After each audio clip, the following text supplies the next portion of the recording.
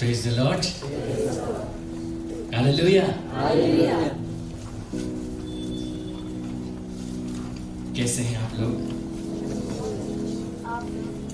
मैं भी बहुत अच्छा। बहुत दिनों से मुलाकात नहीं हुई, आप लोगों से मिलकर बहुत अच्छा लग रहा है। आइए हम लोग आज के संदेश में जाएं, और उसके पहले मैं आपके साथ कुछ बातें शेयर करना चाहता हूँ। गवाही की बातें हैं। पिछले 2 सप्ताह में यहाँ पे नहीं था, तो उसके पहले वाले सप्ताह में जो शुरू में नहीं था, हम लोग छत्तीसगढ़ गए हुए थे परमेश्वर के वचन को लेकर। 3 दिनों की सभा वहाँ थी, और जब हम लोग सभा के लिए तैयारियां कर रहे थे, वहाँ पर एक भाई हैं जशपुर में, जशपुर नगर छत्तीसगढ़ का एक जिला है, जिला का मुख्यालय। वहाँ पर सभा रखना चाहते थे। वहाँ पे एक भाई हैं जो अरेंजमेंट कर रहे थे सारे चीज़ों का।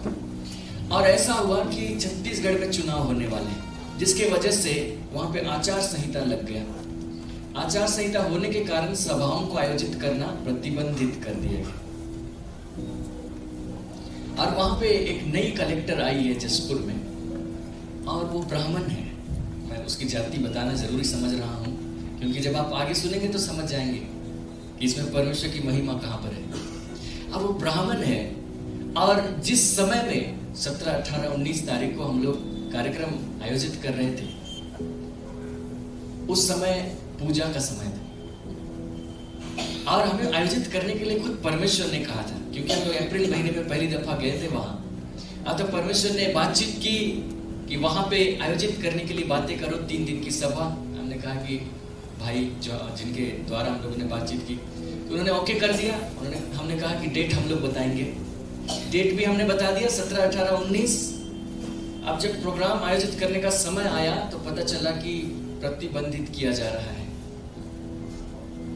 और जो कलेक्टर आई थी, उसने बहुत सारे कार्यक्रम पर प्रतिबंध लगा दिया। उस समय नवरात्रि का समय था, लोग जानते हैं, और वहां पर लोग जगराता करते हैं।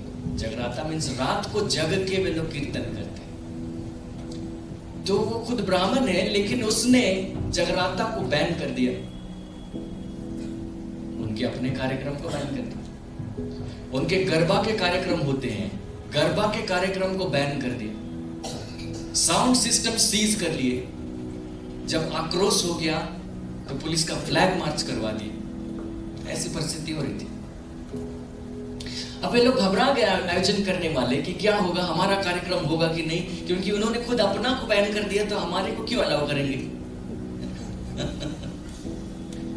तब फिर उन्होंने इधर खबर भेजा कि परिस्थिति थोड़ी खराब है, तो बात करने के लिए हम लोग परमिशन लेने के लिए जाएंगे, अप्लाई करेंगे।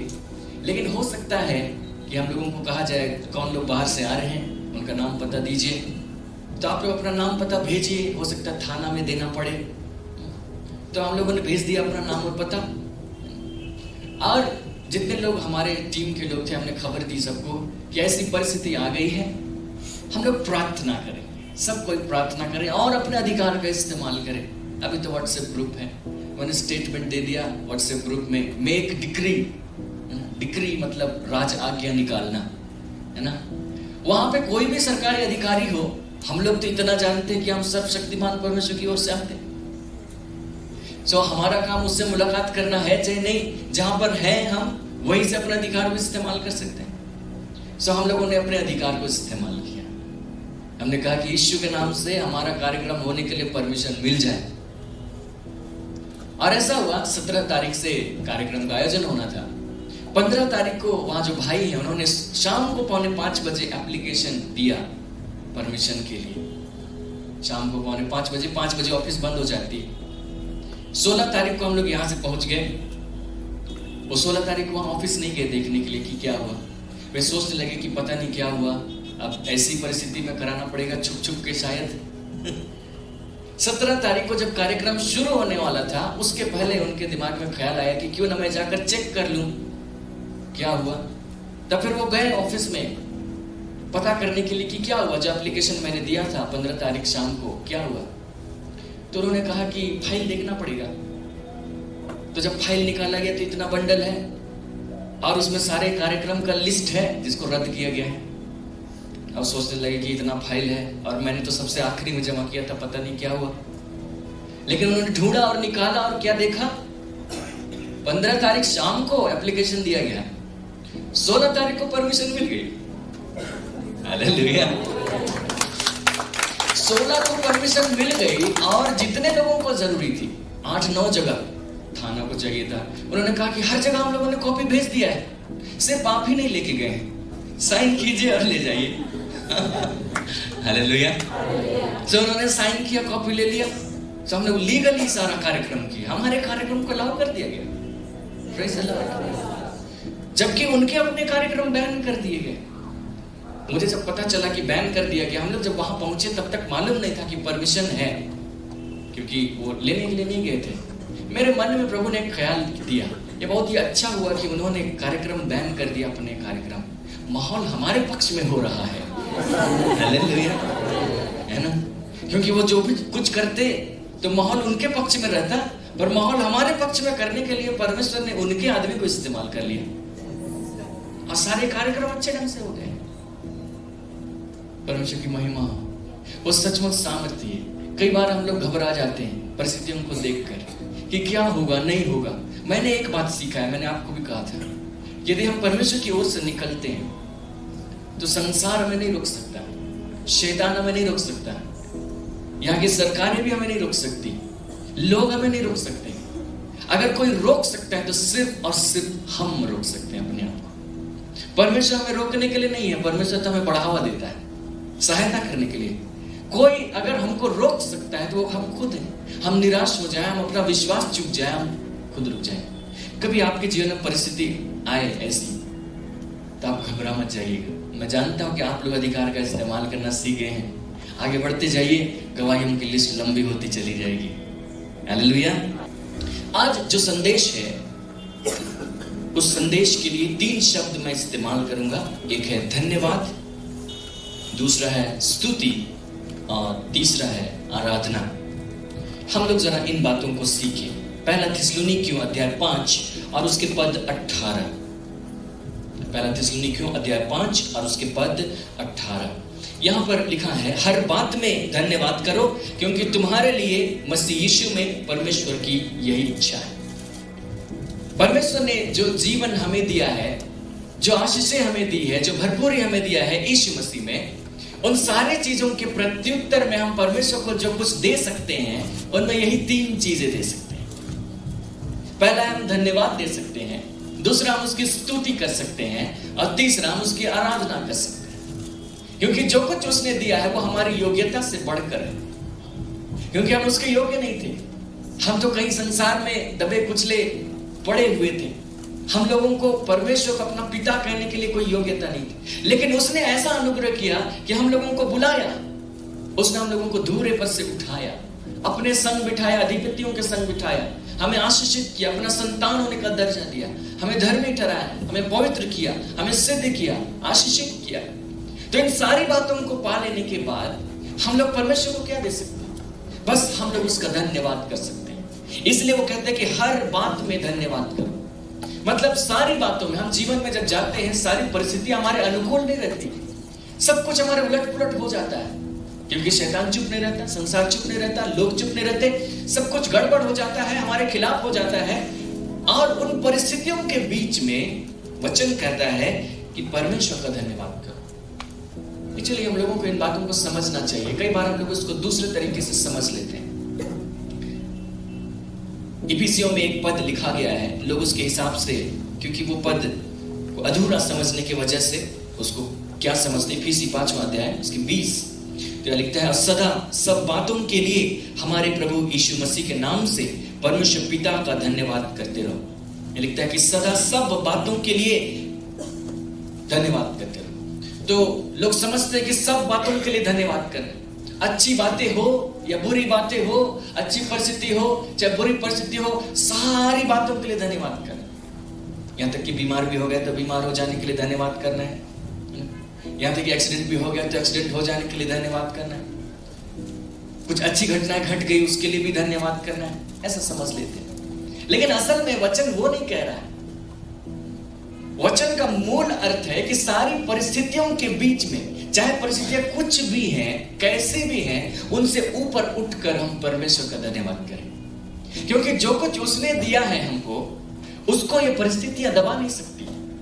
हमारा नजरिया कभी कभी ऐसा हो जाता है कि परिस्थितियों को हम बड़ा कर देते हैं, परमेश्वर के दान को छोटा कर देते हैं, तो परिस्थितियों को हावी करने देते हैं।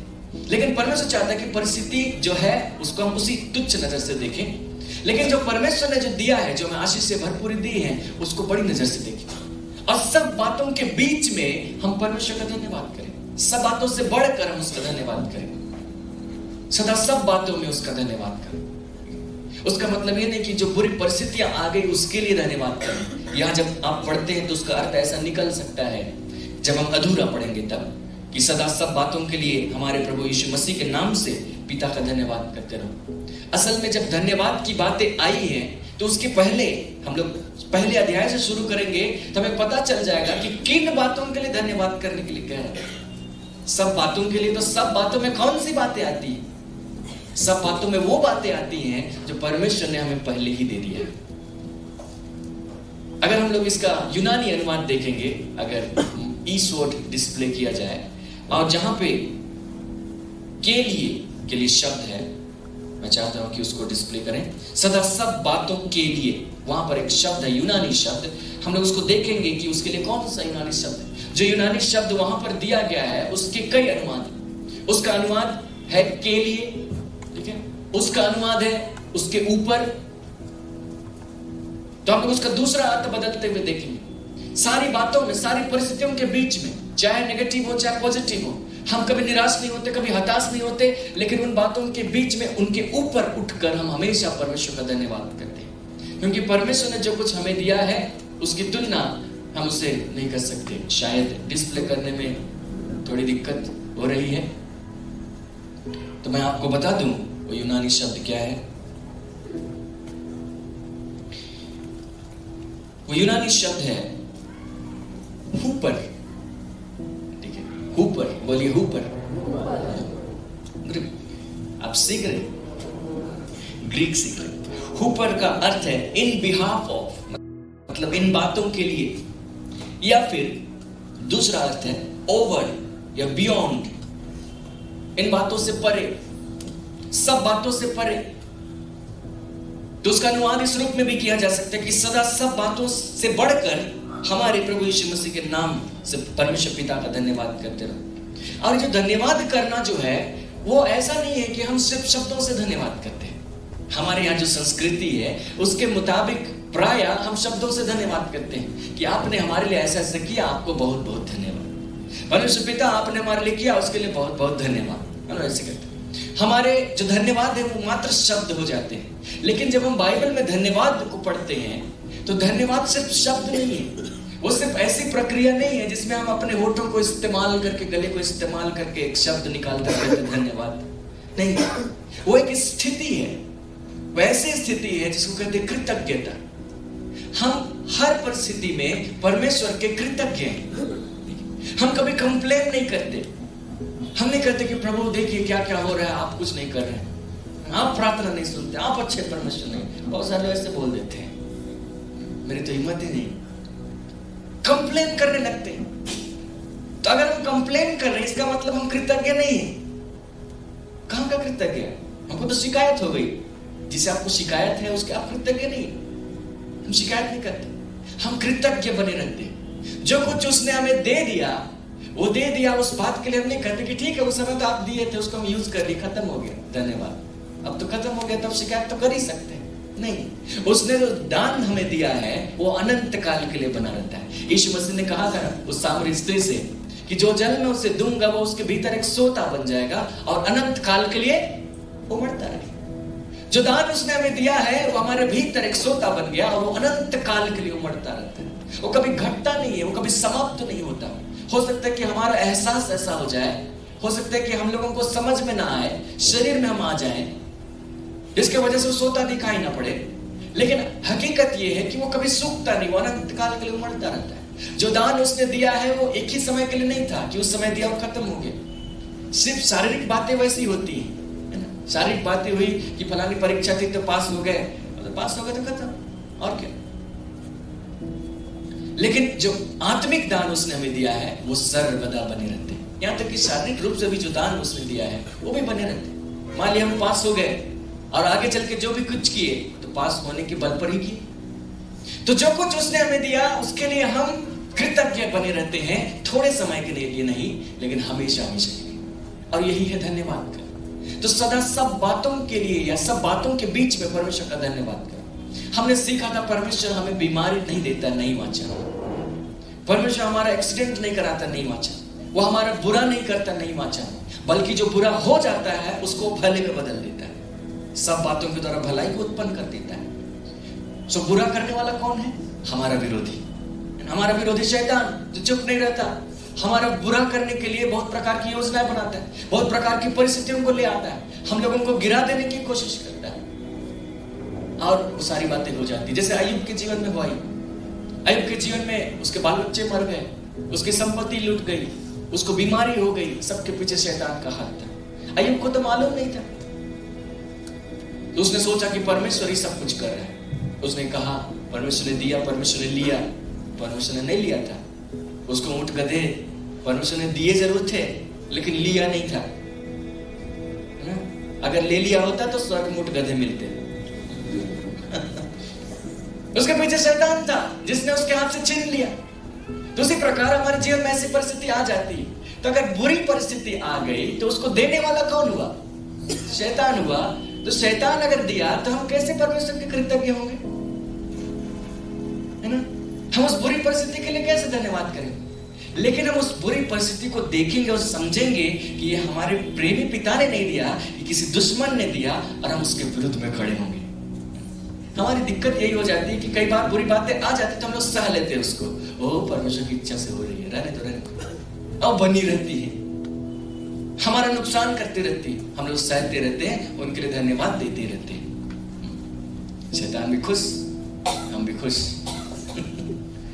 लेकिन नहीं, हमको पहचानना है कि किस चीज को परमेश्वर ने दिया है और किस चीज को नहीं दिया है। जिसको परमेश्वर ने नहीं दिया हम उसके लिए परमेश्वर का धन्यवाद नहीं कर रहे, क्योंकि उसने हमारे लिए उत्तम बातें कही। उसने कहा कि जब तुम बुरे होकर अपने बच्चों को अच्छी वस्तु देना जानते तो तुम्हारा स्वर्गीय पिता अपने मांगने वालों को अच्छी वस्तुएं क्यों देगा? वो हमें अच्छी वस्तुएं देता है। हमारे सांसारिक पिता भी हमारा बुरा नहीं करते, वे हमारा हाथ पैर नहीं तोड़ देते, है ना? अगर वो अच्छे रहते। और हमारा स्वर्गीय पिता तो सबसे अच्छा है, तो बुरी बातों को उसने नहीं भेजा। हम उसको पहचानते हैं, हम उसके विरुद्ध खड़े होते हैं, हम अपने अधिकार को इस्तेमाल करते हैं, परिस्थितियों को बदल देते हैं। हालेलुया। हमारे लिए कोई भी बातें असंभव नहीं, हमें विश्वास के साथ आगे बढ़ना चाहिए।